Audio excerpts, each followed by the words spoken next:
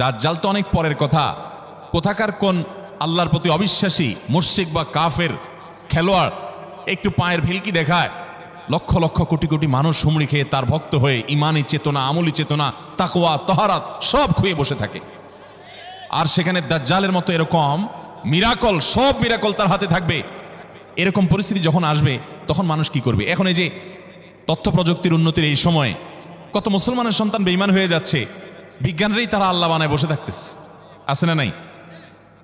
ধারণামূলক বিষয়কে তারা চূড়ান্ত বিষয় বানিয়ে বসে আছে, বেঈমান হয়ে যাচ্ছে।